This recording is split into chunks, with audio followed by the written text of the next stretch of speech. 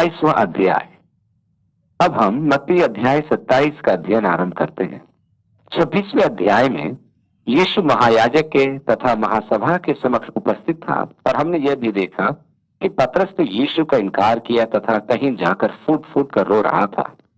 पहली 2 आयतों में लिखा है, जब भोर हुई तो सब महायाजकों और लोगों के पुरनियों ने यीशु के मार डालने की सम्मति की और उन्होंने उसे बांधा और ले जाकर पिलातुस हाकिम के हाथ में सौंप दिया। यहाँ यीशु से वाद प्रतिवाद का प्रमुख कारण था कि वे कोई न कोई दोष खोजकर उसे रोमी राज्यपाल पिलातुस के समक्ष प्रस्तुत करें।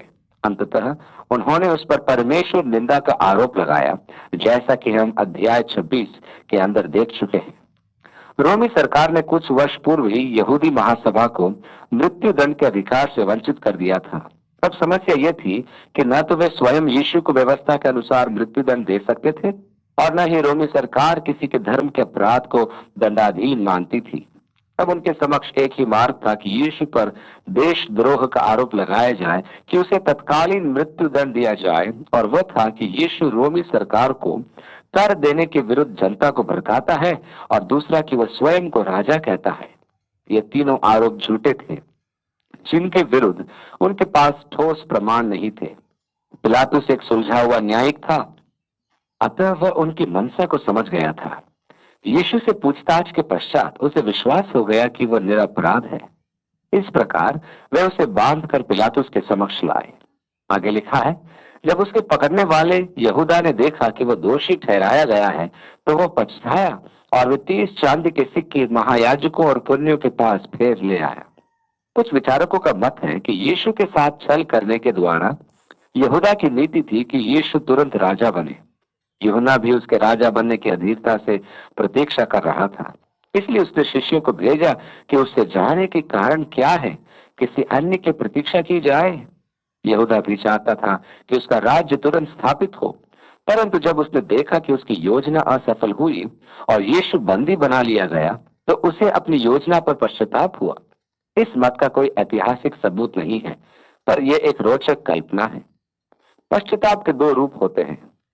यदि आप किसी जेल में जाएं, तो वहां के ज्यादातर अपराधी पश्चाताप करते हैं कि वे पकड़े गए हैं, परंतु उन्हें अपने अपराध के प्रति कोई पश्चाताप नहीं है।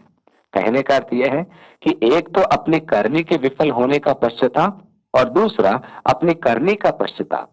पतरस ने प्रभु के इनकार का पश्चाताप मन से किया था और वह रोया, परंतु यहूदा ने धनराशि लौटाकर स्वयं को फांसी लगा दी। वह धनराशि लौटाकर कहने लगा कि उसने पाप किया है। 4th आयत में लिखा है, मैंने पाप किया है। यहूदा द्वारा पापों का अंगीकार। मैंने निर्दोषी को घात के लिए पकड़वाकर। मेरे लिए रुचि का विषय तो यह है कि परमेश्वर बार बार अपने पुत्र की सदाचारिता की साक्षी उत्पन्न कर रहा है। यहूदा की साक्षी भी यही थी कि उसने निर्दोष रक्त से छल किया। पिलातुस ने भी कहा कि वह उसमें कोई दोष नहीं पाता। यीशु के साथ क्रूस पर चढ़ाए गए अपराधी ने भी यही कहा कि उसने कोई कानून विरोधी कार्य नहीं किया था।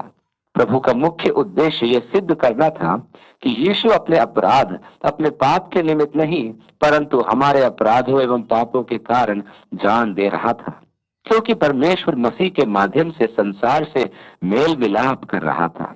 महायाजक ने इस पर यहूदा से कहा, तू ही जान। तब वह उन सिक्कों को मंदिर में फेंक कर चला गया और जाकर अपने आप को फांसी दी। प्रेरितों के काम की पुस्तक के अनुसार वह धरती पर गिरा और उसका पेट फट गया। संभव है कि उसका फंदा टूट गया और वह धरती पर गिर गया।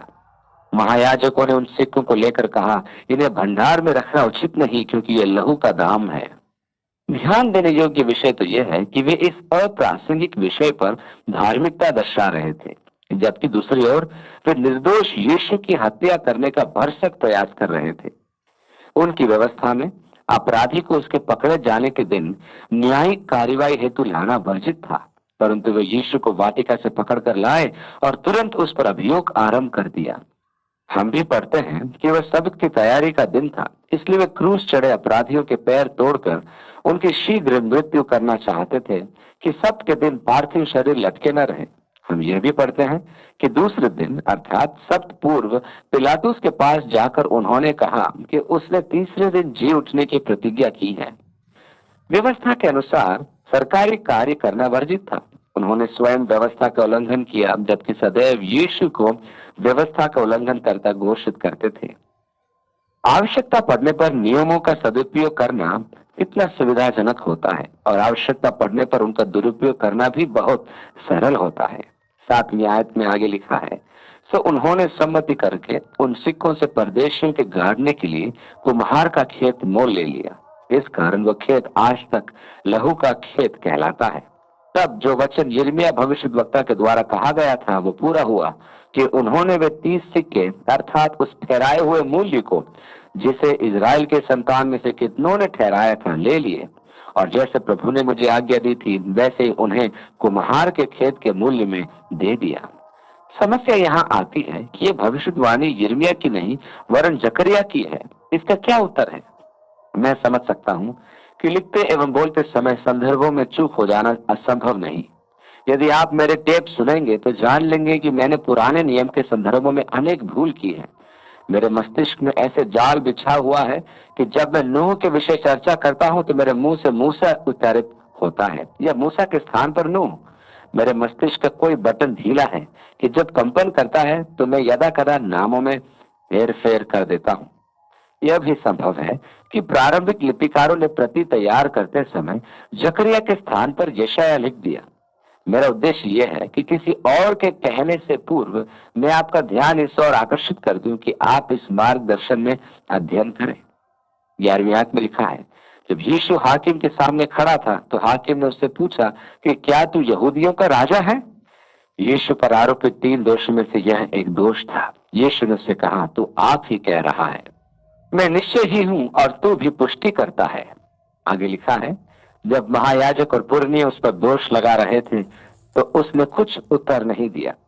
जिस प्रकार भेड़ वध होने के समय व भेड़ी ऊन कतरने के समय चुपचाप शांत रहती है, वैसे ही उसने भी अपना मुंह न खोला।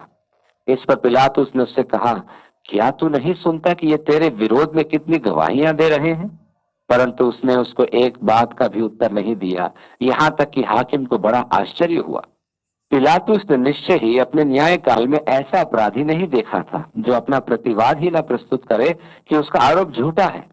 यदि हम उस स्थान पर होते तो चिल्ला ही पड़ते कि वह झूठे हैं और अपनी सुरक्षा में अवश्य कुछ न कुछ कहते। 15वीं आयत में लिखा है, और हाकिम की यह रीति थी कि उस पर्व में लोगों के लिए किसी एक बंधुए को जिसे वे चाहते थे छोड़ देता था। अपनी प्रजा के प्रति यह रोम की सद्भावना का प्रदर्शन था।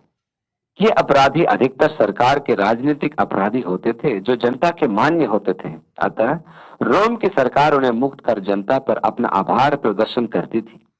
इन अपराधियों का दोष सरकार का नियम उल्लंघन होता था, न कि कोई घोर अपराध। उस समय बरअब्बा नाम उन्हीं में का एक नामी बंधुआ था।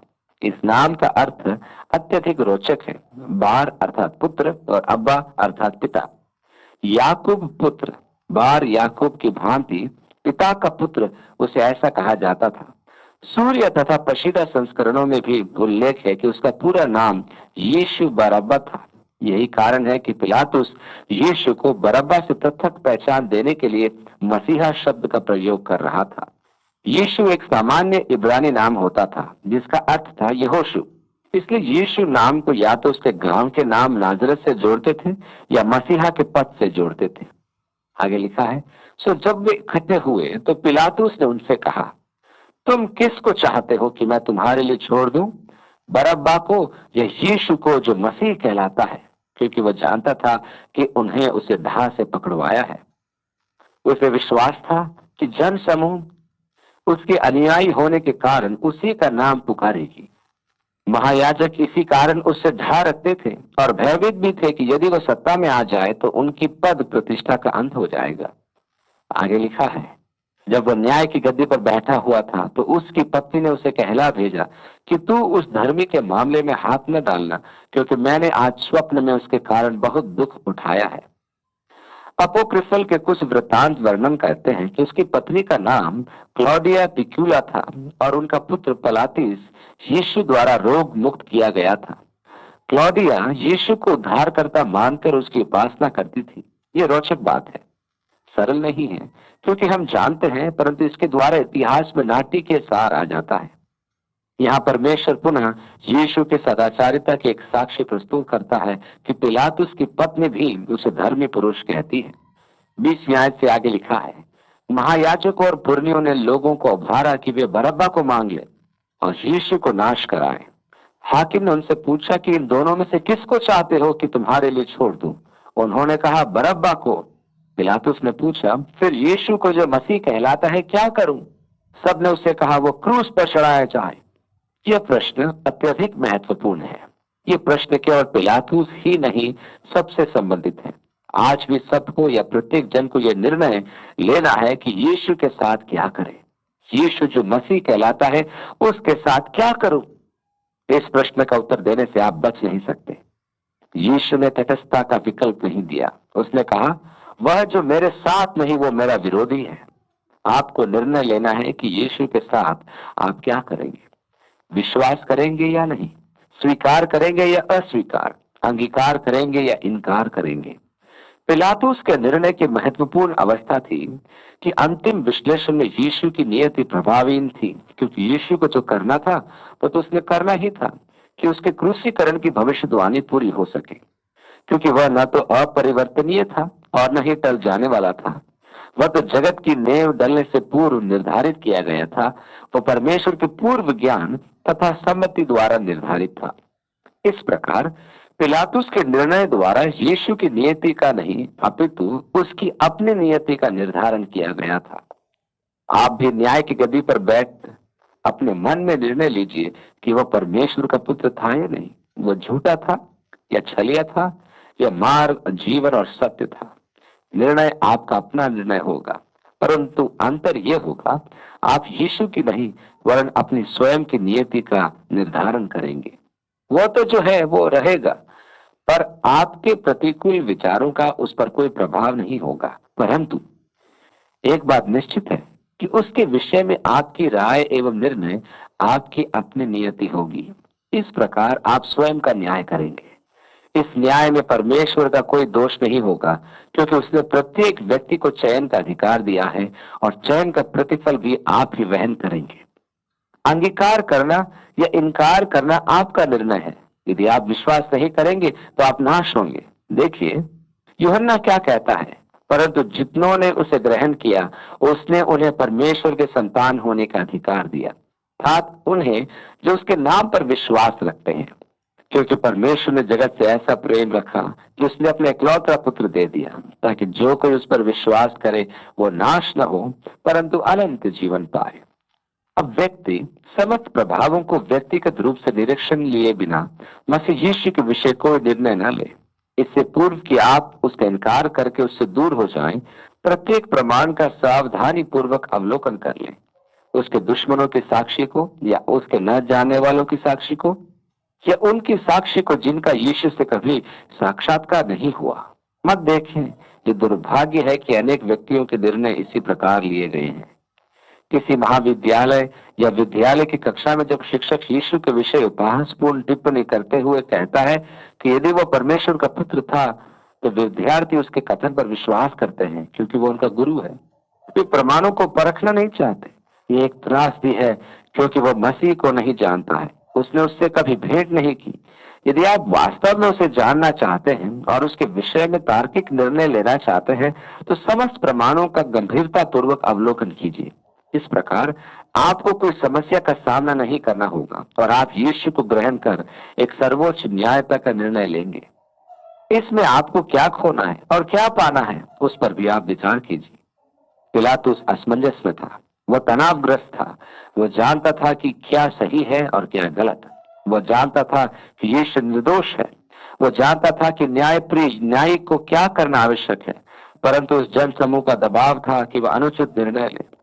हम सदैव इसी प्रकार के दबाव से ग्रस्त रहते हैं। हमारे ऊपर भी बहुतों का दबाव रहता है कि अनुचित निर्णय लें, वो कार्य करें जो हम जानते हैं कि उचित नहीं।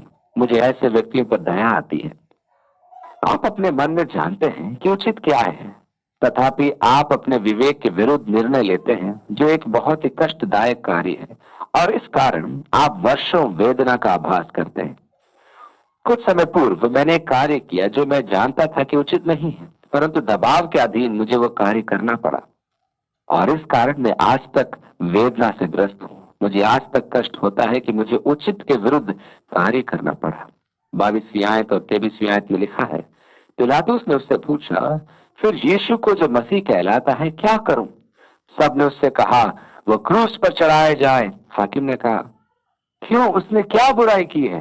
परंतु वे और भी चिल्लाकर कहने लगे, वो क्रूस पर चढ़ाया जाए। पिलातुस ने देखा कि वह अब विजय नहीं होगा। ध्यान दीजिए कि जन समूह के उच्च स्वर में कोई तर्क नहीं था। जन समूह की पुकार में तर्क कभी नहीं होता है, और यह स्वाभाविक है कि उच्च स्वर विजयी होता है। वहां भी वही परिस्थिति थी। उच्च स्वर की जीत हुई और न्याय की पराजय। 24वें आयत में लिखा है, जब पिलातुस ने देखा कि कुछ बन नहीं पड़ता परंतु इसके विपरीत हुल्लड़ बढ़ता जाता है, तो उसने पानी लेकर भीड़ के सामने अपने हाथ धोए और कहा, मैं इस धर्मी के लहू से निर्दोष हूं, तुम ही जानो। पुराने नियम के अनुसार जब कोई मृत शरीर किसी खेत में मिलता था जिसका साक्ष्य नहीं होता था, तो उस मृत शरीर से गांवों की दूरी नापी जाती थी, और जो गांव निकटतम होता था वहां के पुण्य बलि चढ़ाकर अपने हाथ धोते हुए घोषणा करते थे, हम निर्दोष हैं, हम नहीं जानते कि इस व्यक्ति को किसने मारा। पिलातुस ने भी वैसा ही किया। उन्हीं की प्रार्थना के अनुसार उसने अपने हाथ धोते हुए कहा, मैं इस धर्मी के लहू से निर्दोष हूं, तुम ही जानो। सब लोगों ने उत्तर दिया कि इसका लहू हम पर और हमारी संतान पर हो। मुझे आश्चर्य होता है कि वे अपने कथन का अर्थ भी जानते थे या नहीं। यूसुफ के वृतांत में तीतुस की सेना द्वारा जो अग्निकांड रचा गया, वह उनकी इस पुकार का प्रतिफल दर्शाता है। परमेश्वर ने कहा कि न तो संतानों का प्रतिफल माता पिता से और न माता पिता का प्रतिफल संतानों से, परंतु प्रत्येक जन को प्रतिफल स्वयं ही भुगतना होगा। संसार में देखने को मिलता है कि परोक्ष रूप से संतान अपने माता पिता के कुकर्मों का फल भोगते हैं। यदि माता पिता व्यसनी है या बाल शोषण करता है, तो संतान माता पिता के कुकर्मों का फल भोगते हैं। परंतु परमेश्वर के न्यायासन के समक्ष वे नहीं, परंतु उनके माता पिता उत्तरदायी होंगे। इसी प्रकार संतान के कुकर्म माता पिता को दंड देते हैं जब वे अनुचित कार्य करते हैं, परंतु परमेश्वर के न्यायासन के समक्ष वे अपना ही उत्तर देंगे। प्रत्येक मनुष्य अपना लेखा देगा।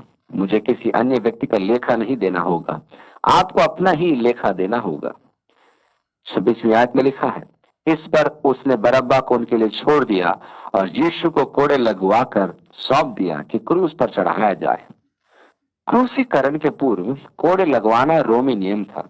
अपराधी को खंबे से इस प्रकार बांधा जाता था कि उसकी पीठ झुक जाए।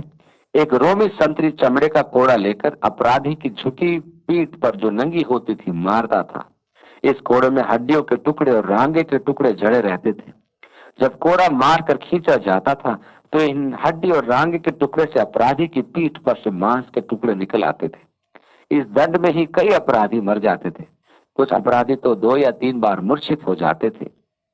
कोड़े मारने का मुख्य उद्देश्य होता था अपराध स्वीकार करवाना। यदि अपराधी रोम की सरकार के विरुद्ध अपना अपराध स्वीकार कर लेता था, तो कोड़े मारने वाला मार हल्की करता जाता था। परंतु यदि वह ऐसा नहीं करता था, तो वह प्रत्येक प्रहार का वेग बढ़ाता जाता था, जब तक कि अपराधी पीड़ा के कारण पुकार कर अपना अपराध स्वीकार न कर ले।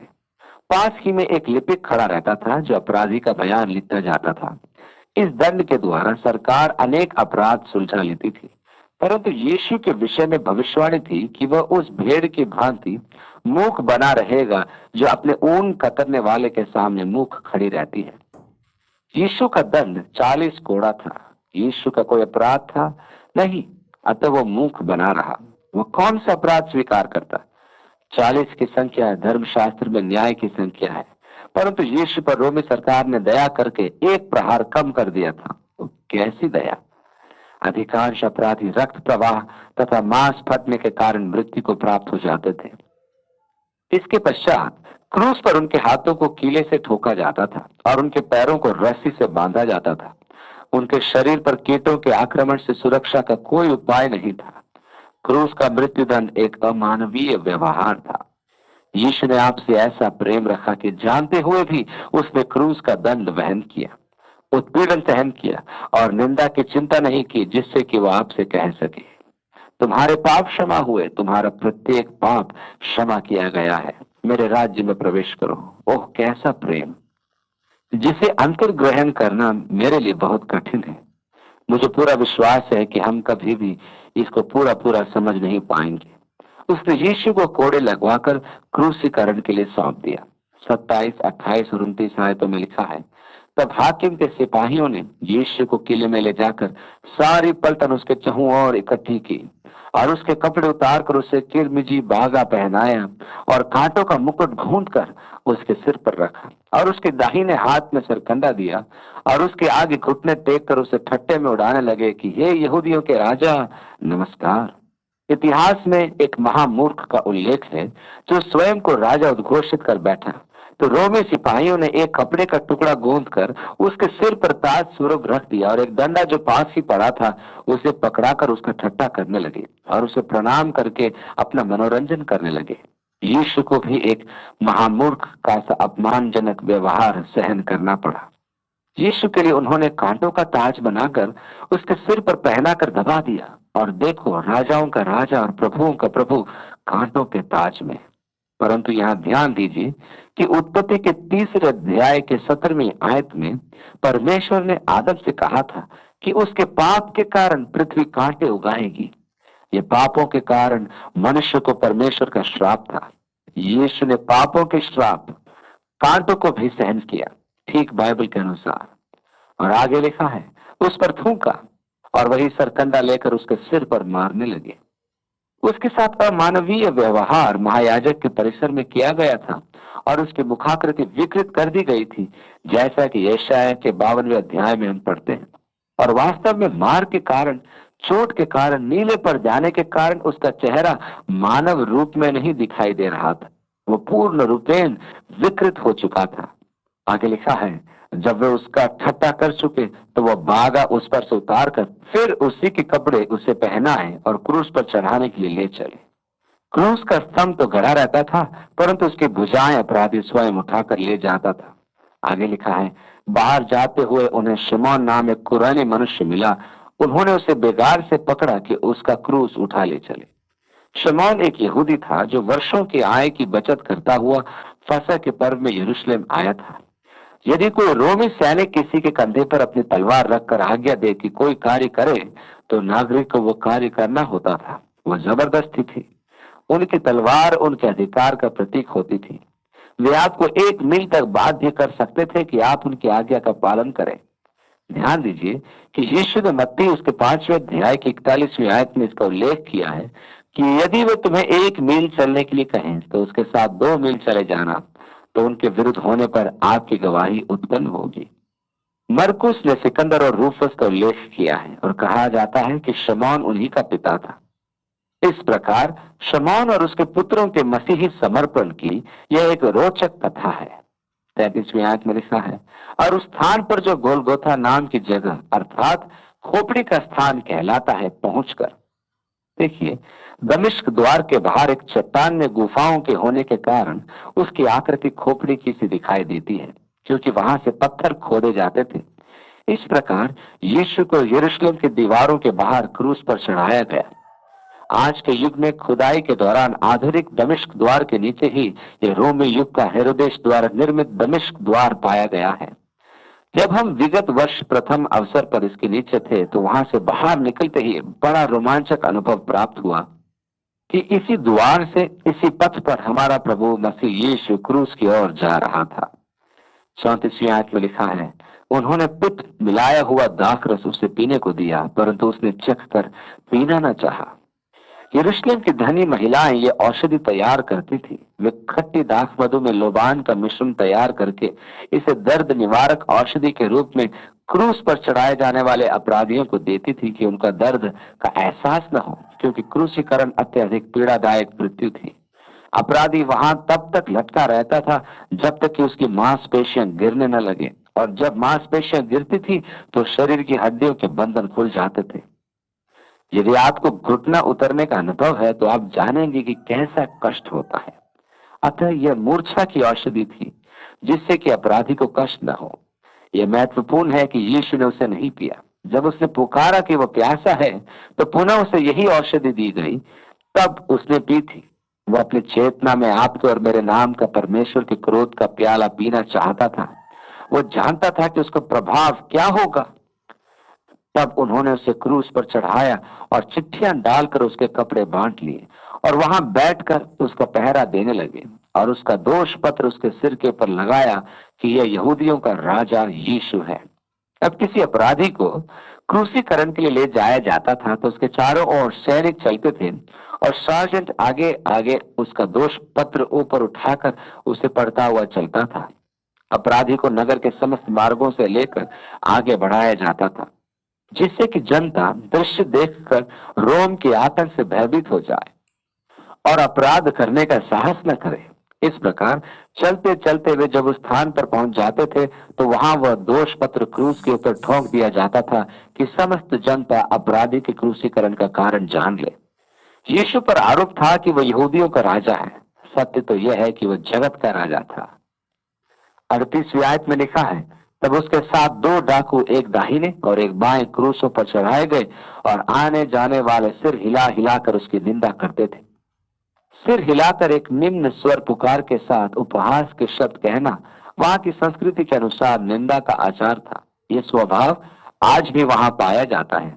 वे कहते थे कि हे मंदिर के ढाने वाले और 3 दिन में बनाने वाले, अपने आप को बचा। यदि तू परमेश्वर का पुत्र है तो क्रूस पर से उतर आ। इसी प्रकार महायाजक भी शास्त्रियों और पुरनियों समेत ठट्टा करके कहते थे, इसने औरों को बचाया और अपने को नहीं बचा सकता।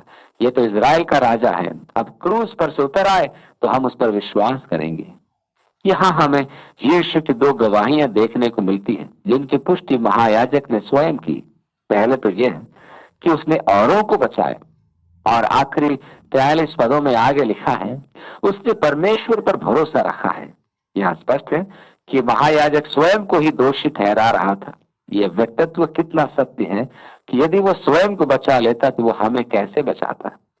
जब पतरस ने गतसमने की वाटिका में तलवार चलाई थी तो यीशु ने उससे कहा था कि वे जो तलवार चलाते हैं तलवार से नाश किए जाएंगे।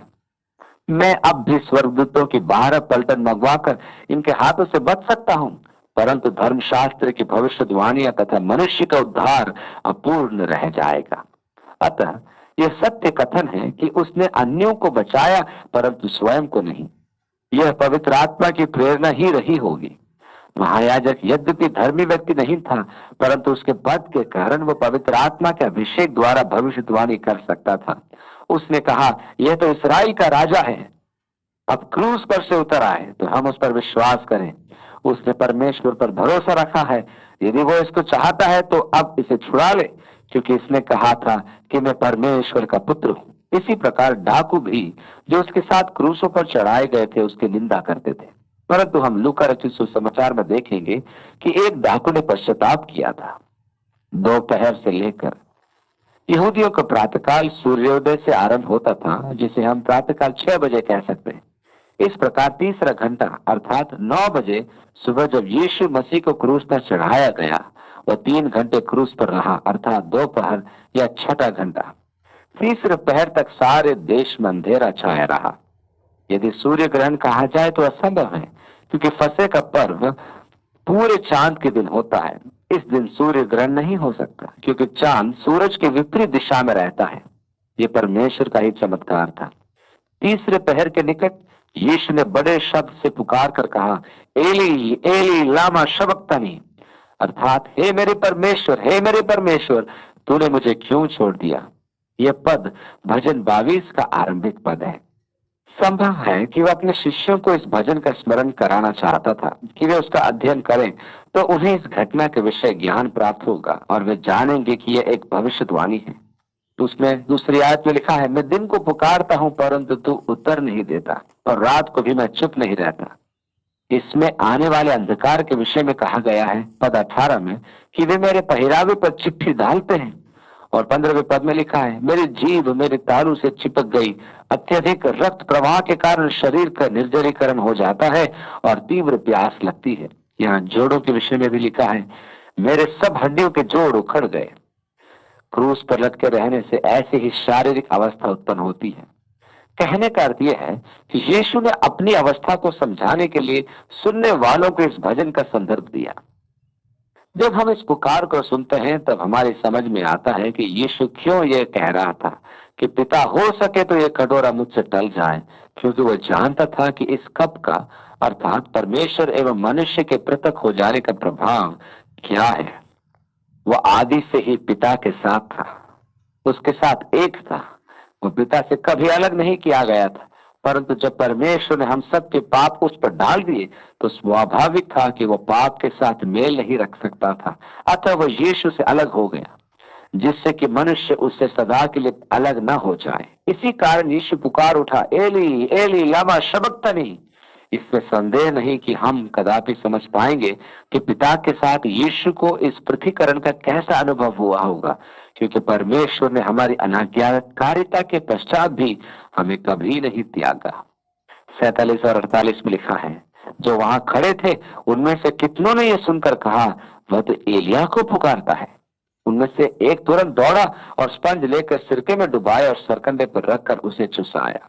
उन्होंने सोचा कि वह दर्द से विक्षिप्त हो रहा है, अतः उसे मूर्छा की औषधि चुसा दी कि वह शांत हो जाए।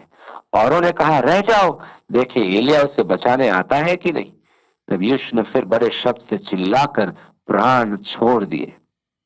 यीशु ने कहा था कि उसका जीवन उससे कोई नहीं छीन सकता, क्योंकि अपना जीवन त्याग देने का सामर्थ उसी में निहित है, अर्थात उसमें वो सृजन शक्ति थी कि वो अपनी आत्मा को देह त्याग की आज्ञा दे सकता था। ऊंचे शब्द में चिल्लाने का अर्थ है विजय की घोषणा, अर्थात उद्धार हो गया। तब उसने कहा, पिता तेरे हाथों में मैं अपनी आत्मा सौंपता हूं, और अपनी आत्मा को देह से अलग कर दिया।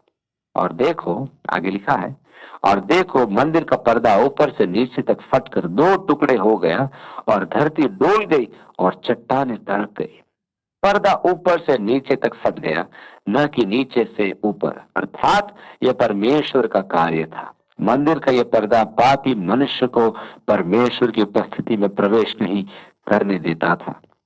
उसका मध्यस्थ महायाजक होता था, जो केवल वर्ष में एक ही दिन मेल की बलि चढ़ाता था, और वह दिन प्रायश्चित दिवस कहलाता था। वह उस दिन 2 ही बार प्रवेश करता था। इतिहास के कुछ स्रोत से ज्ञान होता है कि वह पर्दा 18 इंच मोटा था। यदि कोई उस पर प्रवेश करे तो उसे नाश हो जाना था। अब क्योंकि यीशु के लहू में नई वाचा स्थापित हो गई है, तो परमेश्वर की उपस्थिति में प्रवेश के द्वार मनुष्य के लिए सदा खुले रहेंगे। पर्दे के फटने का यही अर्थ है कि अब परमेश्वर प्रवेश का आमंत्रण दे रहा है। अब आपके पापों को क्षमा किया जा चुका है, और अब आप मसीह के माध्यम से परमेश्वर की उपस्थिति में प्रवेश कर सकते हैं, क्योंकि वह प्रत्येक मनुष्य के लिए पर्दे को फाड़ कर वहां उपस्थित है। इफिसी को लिखे पत्र के प्रथम अध्याय में पौलुस मसीह में हमारी महान आशीषों का वर्णन करते हुए कहता है, उसी के द्वारा उसके लहू से हमें हियाव होता है, अर्थात अब समस्त मानव जाति परमेश्वर की उपस्थिति में प्रवेश करती है, क्योंकि द्वार खुला है और निमंत्रण की पुकार है। ए बहुत से दबे और थके लोगों, मेरे पास आओ, मैं तुम्हें आराम दूंगा। पर्दा फटने के साथ साथ और क्या हुआ, और धरती डोल गई और चट्टानें तड़प गई। ध्यान दीजिए, यीशु ने कहा था कि ये चट्टानें पुकार उठेंगी। मनुष्य के पाप के भय से ये चट्टानें तड़प गई। प्रथम पाप या आत्महत्या जो आदम ने फल खाकर की, क्योंकि परमेश्वर ने उसे यही कहा था।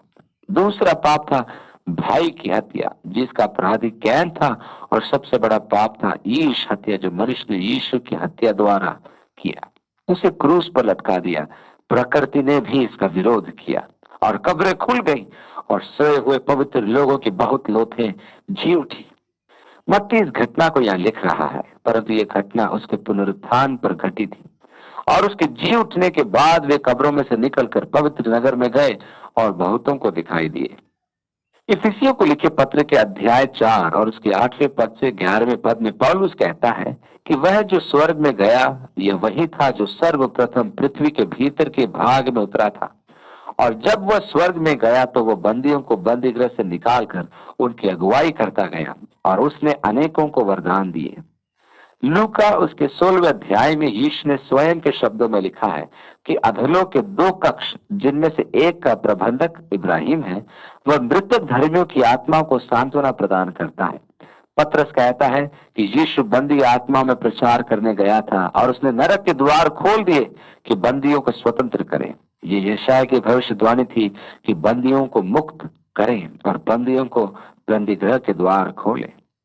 आप देखते हैं कि पुराने नियम के संत यीशु के बलिदान के अभाव में पूर्ण मुक्ति प्राप्त नहीं कर पाए थे, क्योंकि पशुओं का रक्त पाप क्षमा प्रदान नहीं कर सकता था या उसके द्वारा केवल पाप ढके जा सकते थे। अतः यीशु के बलिदान के अभाव में वे उद्धार नहीं पा सके, परंतु जब यीशु ने यह कार्य कर दिया तो वे उद्धार की अवस्था में आ गए थे। 54 में लिखा है, तब सूबेदार और जो उसके साथ यीशु का पहरा दे रहे थे भूमि डोल और जो कुछ हुआ था देखकर अत्यंत डर गए और कहा, सचमुच यह परमेश्वर का पुत्र था। वहां बहुत सी स्त्रियां जो गलील से यीशु के साथ उसकी सेवा करती आई थी दूर से ये देख रही थी। उनमें मरियम मगदलिनी और याकूब और योसेफ की माता मरियम और जब्दी के पुत्रों की माता थी। स्त्रियों ने उससे नहीं त्यागा था। आगे लिखा है, जब सांझ हुई तो यूसुफ नाम अरिमतिया का एक धनी मनुष्य जो आप ही यीशु का चेला था आया। उसने पिलातुस के पास जाकर यीशु की लोथ मांगी। इस पर पिलातुस ने दे देने की आज्ञा दी। यूसुफ ने लोथ को लेकर उसे उज्जवल चादर में लपेटा और उसे अपनी नई कब्र में रखा जो उसने चट्टान में खुदवाई थी, और कब्र के द्वार पर बड़ा पत्थर लुढ़का कर चला गया। और मरियम मगदलिनी और दूसरी मरियम वहां कब्र के सामने बैठी थी। स्त्रियां अब तक निष्ठावान थी और कब्र के द्वार पर बैठी रही। दूसरे दिन जो तैयारी के दिन के बाद का दिन था, महायाजकों और फरीसियों ने पिलातुस के पास इकट्ठे होकर कहा, हे महाराज, हमें स्मरण है कि उस भरमाने वाले ने अपने जीते जी कहा था कि मैं 3 दिन के बाद जी उठूंगा। शिष्य तो इस विनाश के पश्चात सब कुछ भूल चुके थे, परंतु बैरी को सब कुछ स्मरण था। आगे लिखा है, सो आज्ञा दे कि तीसरे दिन तक कब्र की रखवाली की जाए। ऐसा न हो कि उसके चेले आकर उसे चुरा ले जाए और लोगों से कहने लगे कि वह मरे हुओं में से जी उठा। तब पिछला धोखा पहले से भी बुरा होगा। पिलातुस ने उनसे कहा, तुम्हारे पास पहरे हुए तो है, जाओ अपने समझ के अनुसार रखवाली करो। ये ठीक है कि वे हर प्रकार का प्रयास करके उसे कब्र में बंद रखें। सो वे पहरुओं को साथ लेकर गए और पत्थर पर मुहर लगाकर कब्र की रखवाली की। यीशु के नाम में आमीन।